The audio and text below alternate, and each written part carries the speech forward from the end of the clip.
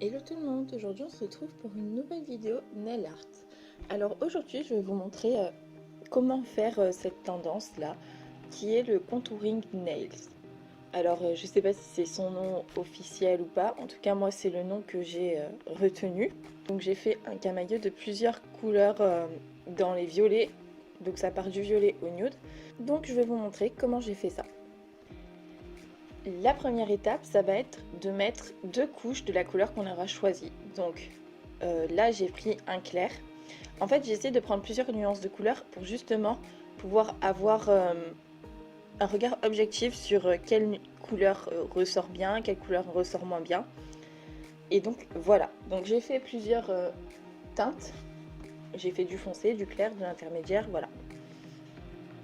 Donc là, j'ai utilisé des gel paint. Donc des gel paint de chez Modelons, et il y avait juste un que j'ai fait en thermo.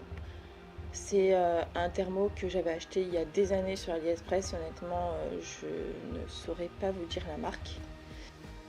Donc si c'était sur ongles faits au chablon ou en capsule, j'aurais pas fait ma construction, j'aurais mis directement le fond quoi. Je crée mon extension et je mets directement sur mon extension ma couleur. Ensuite, une fois que j'ai fait ça, je vais venir prendre un blanc laiteux. Donc là, c'était un gel. Moi, franchement, je vous conseille quand même de prendre une texture de gel assez fluide. Je pense que même avec une base, par exemple la Gummy Base de chez Oncle 24, ça aurait été beaucoup plus facile, ça se diffuserait plus facilement. Donc là, moi, j'avais que ça sous la main, donc du coup, j'ai fait avec ça.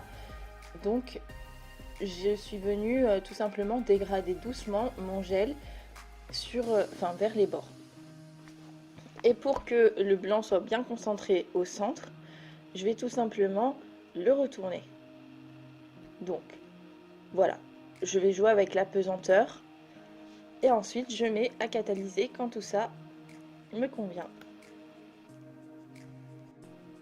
Donc, comme je disais, en fait, si vous faites ça sur extension ongle naturel, vous mettez votre couleur en 2 couches sur votre extension et vous faites votre bombé avec le milky. Voilà. Donc ensuite, je fais ça avec toutes les couleurs. Je vous conseille donc de faire une couche de glissement d'abord avec votre gel de construction et ensuite de travailler votre bombé.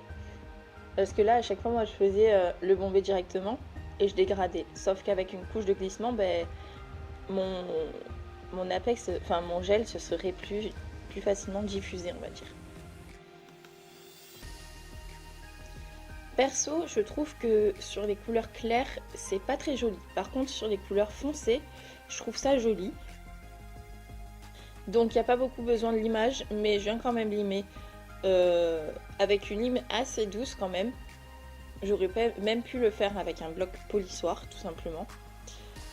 Parce que c'est vraiment pour lisser la surface et pour désépaissir le bombé en fait. Il faut pas trop limer non plus parce que si vous limez trop, évidemment que votre blanc va disparaître. Il faut limer comme il faut quoi. Il faut savoir garder les proportions de blanc vers le centre et affiner au max les côtés sans non plus enlever la couleur. C'est un limage assez délicat à faire, mais vous verrez que plus vous pratiquez, mieux vous allez faire. Et pour moi, franchement, le plus foncé, plus c'est joli, je trouve personnellement. Mais je vais vous montrer le résultat là dans quelques secondes et vous allez me dire ce que vous en pensez. Du coup, voici le résultat. Dites-moi ce que vous en pensez, dites-moi lequel vous préférez. Et comme je vous disais, voilà, selon les nuances, ça ressort pas pareil. Par exemple, moi là, mon préféré vraiment, c'est le 4e, le plus foncé en fait, ce que je disais. Et j'aime bien le 3e aussi, qui est pas mal du tout. Le premier, je vois pas trop l'intérêt de faire sur une couleur si claire parce qu'on voit pas de dégradé. Donc voilà, si cette vidéo vous a plu, je vous laisse mettre un pouce bleu, vous abonner, et puis je vous dis à la prochaine avec de nouvelles vidéos. Bisous!